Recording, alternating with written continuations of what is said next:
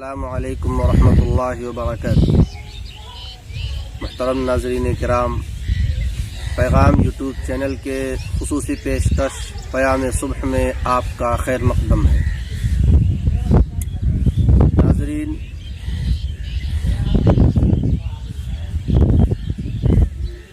اس سے پہلے قرآن کریم کے بیان کے مطابق عقل مندوں میں پائی جانے والی خصوصیات کا ذکر کیا گیا ہے۔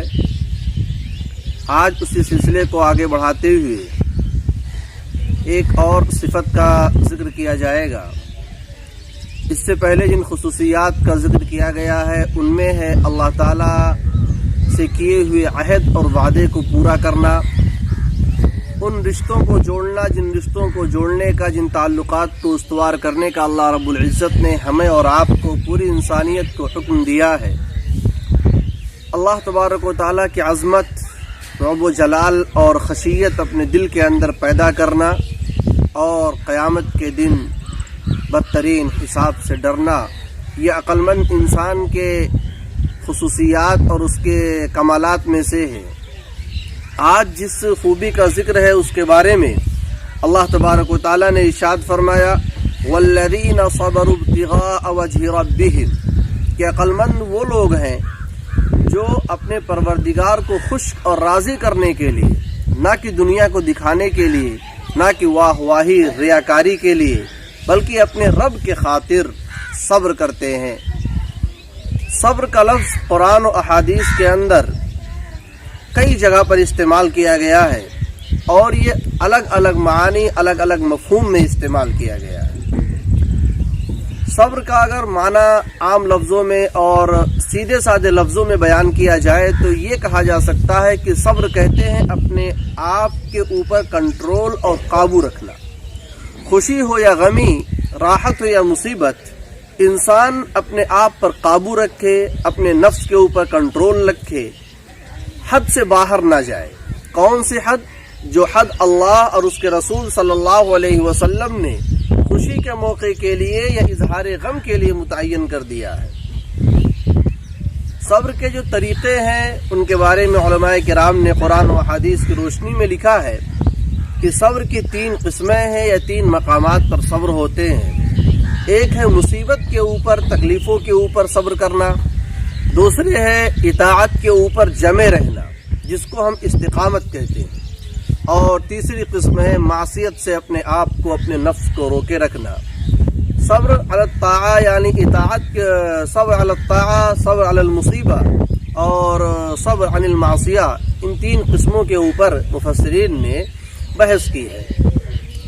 صبر علی المصیبت کیا ہے؟ کہ انسان کی طبیعت کے خلاف ناموافق جو حالات پیش آ جائیں، خواہ وہ حالات آسمانی ہوں یعنی وبا کی شکل میں ہو، حادثے کی شکل میں ہو، تو بھی بندہ ان کے اوپر صبر کرے، یا کسی کی طرف سے کوئی تکلیف پہنچائی گئی ہے، اس کو بندوں میں سے کسی نے اس کو کوئی دقت اور کوئی تکلیف پہنچائی ہے تو بھی بندہ صبر کرے۔ دونوں کا ذکر اللہ تبارک و تعالیٰ نے قرآن کریم میں کیا ہے۔ جو آسمانی مصیبتیں ہوتی ہیں، دوسرے پارے میں اللہ نے فرمایا، وَلَنَبْلُغَنَّكُمْ بِشَيْءٍ مِّنَ الْخَوْفِ وَالْجُوعِ وَنَقْصٍ مِّنَ الْأَمْوَالِ وَالْأَنفُسِ وَالثَّمَرَاتِ وَبَشِّرِ الصَّابِرِينَ۔ یہاں جو مصیبتیں آتی ہیں ان مصیبتوں پر صبر کرنے کی بات کی گئی ہے اور صبر کرنے والوں کو خوشخبری بھی سنائی گئی ہے، جس کا ذکر اور آگے انعام کے تحت آ رہا ہے۔ اسی طریقے سے اللہ تبارک و تعالیٰ نے ایک جگہ لوگوں کی طرف سے پہنچنے والی تکلیفوں کے بارے میں ذکر کرتے ہوئے کہا کہ وَلَا تَسْتَوِي الْحَسَنَةُ وَلَا السَّيِّئَةُ ادْفَعْ بِالَّتِي هِيَ أَحْسَنُ فَإِذَا الَّذِي بَيْنَكَ وَبَيْنَهُ عَدَاوَةٌ كَأَنَّهُ وَلِيٌّ حَمِيمٌ وَمَا يُلَقَّاهَا إِلَّا الَّذِينَ صَبَرُوا وَمَا يُلَقَّاهَا إِلَّا ذُو حَظٍّ عَظِيمٍ۔ کہ اگر کسی انسان کی طرف سے آپ کو کوئی نقصان یا تکلیف پہنچے، نہ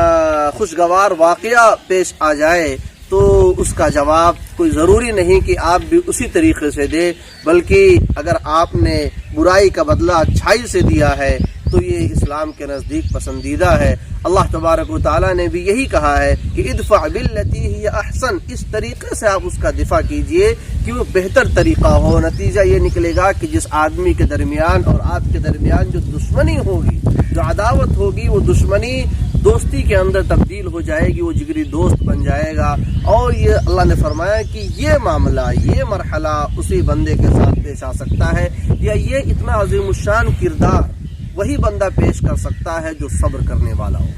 یہ تو بات ہوئی صبر مصیبتوں کے اوپر، تکلیفوں کے اوپر، ایذاؤں کے اوپر۔ ایک ہے صبر عن المعصیت، کہ برائی سے اپنے آپ کو روکنا۔ نفس یہ چاہتا ہے کہ یہ کام کر گزرے، دل یہ چاہتا ہے کہ یہ گناہ ہو جائے۔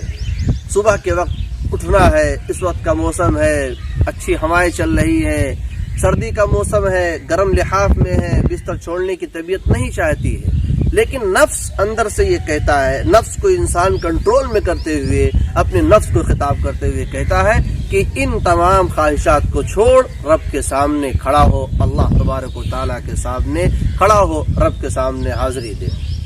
اور بہت ساری چیزیں ہیں جہاں نفس غصب کرنے کی، کسی کو تکلیف پہنچانے کی، یا اور بہت سارے گناہ کرنے کی، نامحرم کو دیکھنے کی، زنا یا اسباب زنا کو اختیار کرنے کی۔ آج کل کے دور میں تنہائی میں جب جاتے ہیں تو اس وقت نفس بہت کچھ چیزوں کی طرف مائل کرتا ہے انسان کو۔ تو اگر انسان اپنے آپ کے اوپر قابو رکھے، کنٹرول رکھے، تو یہ معصیت سے صبر کرنا ہے۔ اور ایک صبر علی الطاعہ، اطاعت کے اوپر جمے رہنا، برقرار رہنا، حالات ناموافق آئیں، ناسازگار آئیں، مرضی کے خلاف آئیں، ہر حال میں بندہ اس کے اوپر جمع رہے، یہ صبر علی الطاعہ ہے۔ اور اس کی ضرورت ہر زمانے میں پیش آتی رہی ہے۔ رسول اللہ صلی اللہ علیہ وسلم کے زمانے میں جب اسلام پھیلنا شروع ہوا تو صحابہ کرام رضوان اللہ تعالی علیہم اجمعین نے صبر علی الطاعہ کا جو عملی نمونہ پیش کیا، اور اس کے لیے جو قربانیاں صحابہ کرام رضوان اللہ تعالی علیہم اجمعین نے دی ہے، حق کے اوپر جمے رہنے کی، جان و مال کی، اولاد کی، وطن کی، ان گلیوں کی جہاں بچپن گزرا ہے، ان سایوں کی جہاں وہ دوپہر میں آرام کیا کرتے تھے، وہ ساری چیزوں کو چھوڑ کر کے جانا اور قربانی دینا ایک بڑا مجاہدہ تھا، لیکن صحابہ کرام رضوان اللہ تعالی علیہم اجمعین پھر بھی جمے رہے۔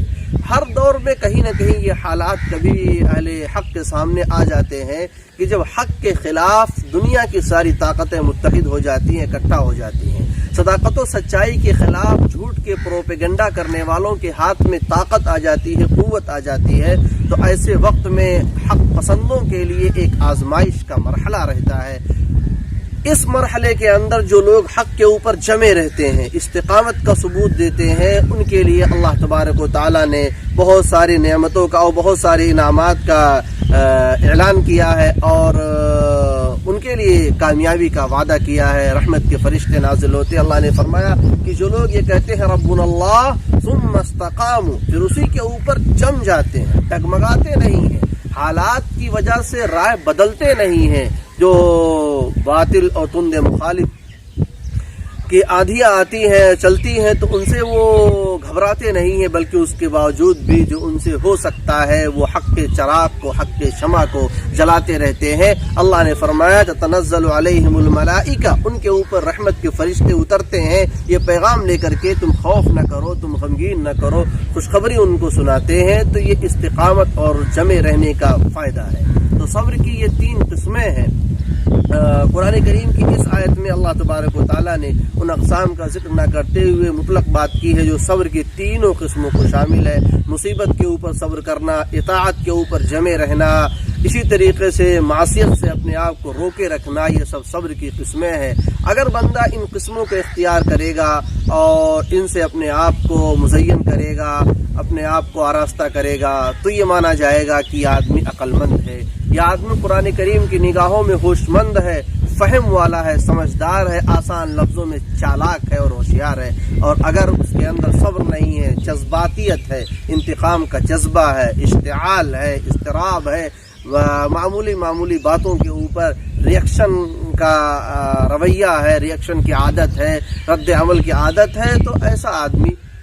قرآن کریم کی نگاہوں میں کچھ بھی ہو سکتا ہے، عقل مند نہیں ہو سکتا، اس لیے کہ ایسے لوگ عام طور پہ انفرادی زندگیوں کے اندر بھی، اپنی پرسنل لائف کے اندر، نجی زندگی کے اندر بھی بہت کچھ کھو دیتے ہیں، اپنے غصے کی وجہ سے، اضطراب کی وجہ سے، جذبے انتقام کی وجہ سے بہت ساری زندگیاں تباہ ہو جاتی ہیں۔ اور اجتماعی طور پہ تو اگر صبر کی صفت نہ ہو تو اجتماعیت، اتحاد، یکجہتی، یگانگت یہ تو ناممکن صفت ہے، اس لیے کہ اجتماعیت کے لیے 10 لوگوں کی رائے کا جمع ہونا ضروری ہے، 10 لوگوں کی رائے کو سننا ضروری ہے، 10 لوگوں کے نظریات اور ان کے خیالات کو جاننا ضروری ہے۔ اگر آدمی کے اندر صبر کی کیفیت نہ ہو، صبر کی صفت نہ ہو تو آدمی ایسے موقع پہ اپنی رائے کے خلاف جب کوئی رائے سنے گا تو مشتعل ہو جائے گا، بھڑک اٹھے گا اور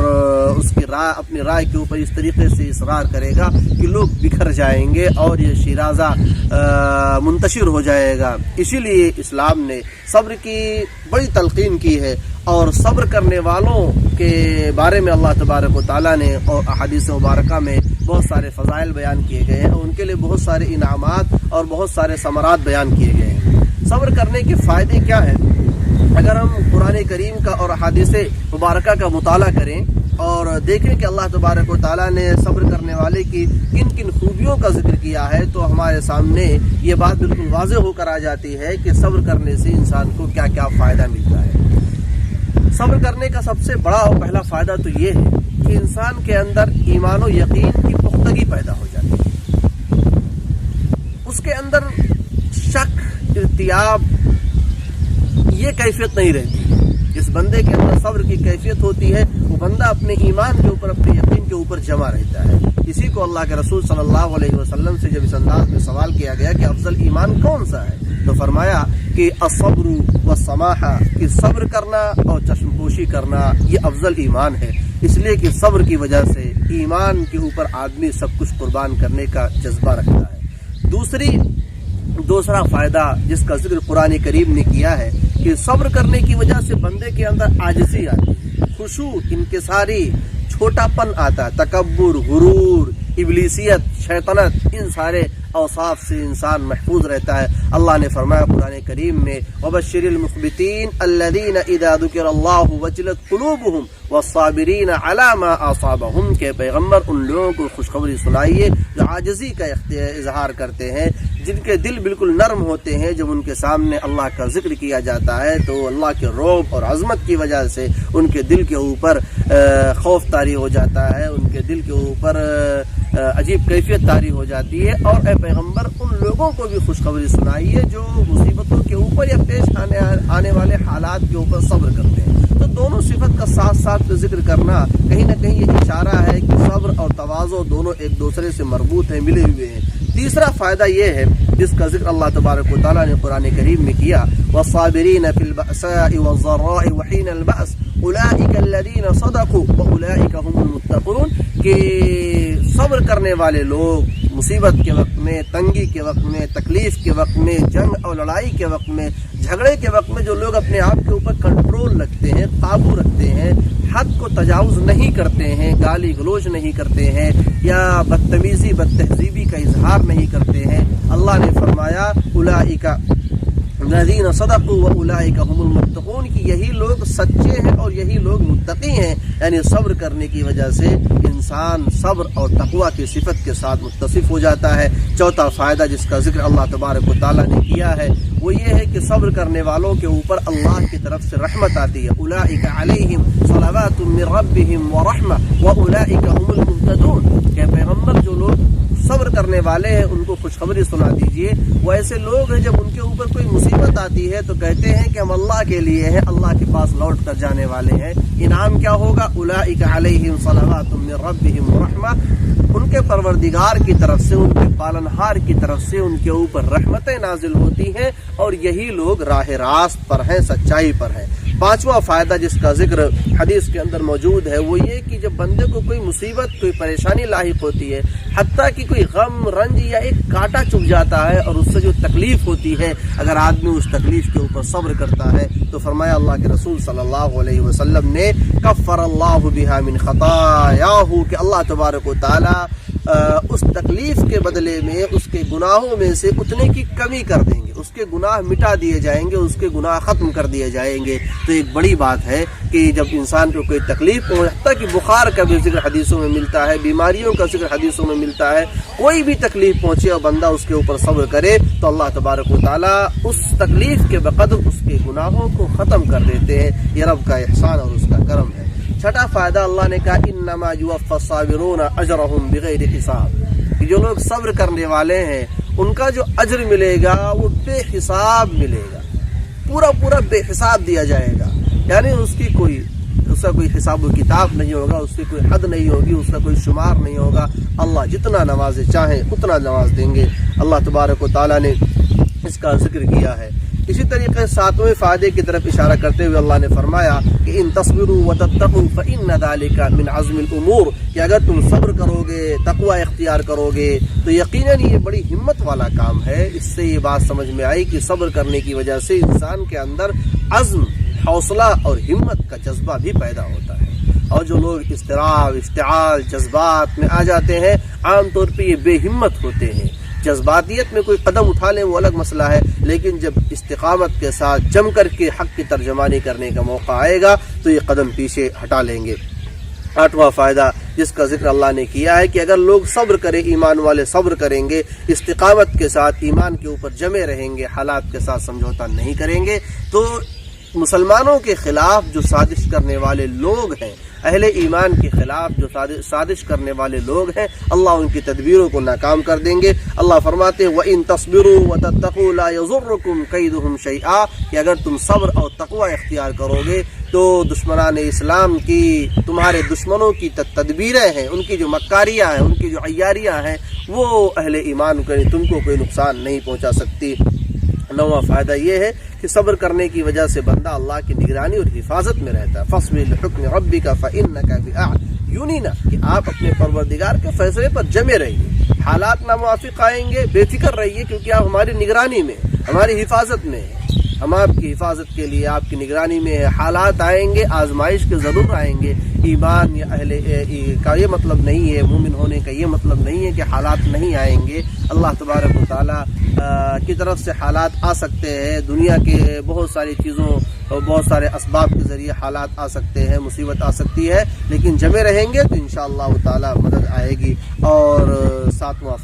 دسواں فائدہ جس کا ذکر اللہ تبارک و تعالیٰ نے کیا ہے وہ یہ ہے کہ جب بندہ صبر کرے گا، حق پرست، حق کے اوپر جمنے، حق پر چلنے والے لوگ صبر کریں گے تو پھر اللہ تبارک و تعالیٰ کی طرف سے بھی مدد آئے گی۔ ان اللہ مع الصابرین، اللہ کی معیت آتی ہے۔ اور باقاعدہ اللہ نے فرمایا کہ بلا ان تصبروا وتتقوا ويأتوكم من فورهم هذا يمددكم ربكم بخمسة آلاف من الملائكة مسوقين، کہ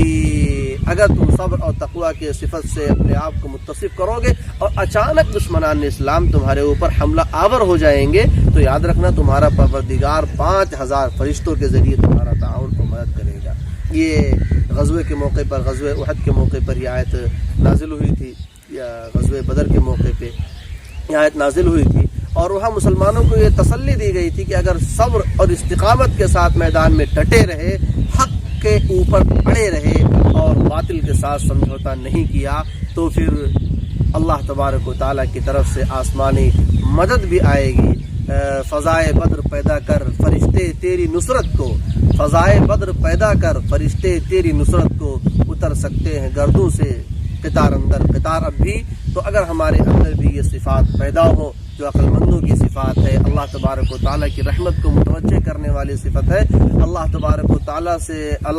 و تعالیٰ کو اپنے سے اور اللہ سے قریب ہونے کی صفت ہے، تو انشاءاللہ تعالیٰ اللہ کی نصرت، اللہ کی مدد ضرور آئے گی۔ اللہ تعالیٰ ہمیں اور آپ کو اس صفت سے متصف ہونے کی توفیق عطا فرمائے اور ایمان کے اوپر استقامت عطا فرمائے، ایمان پر خاتمہ نصیب فرمائے۔ آمین۔ والسلام علیکم ورحمۃ اللہ وبرکاتہ۔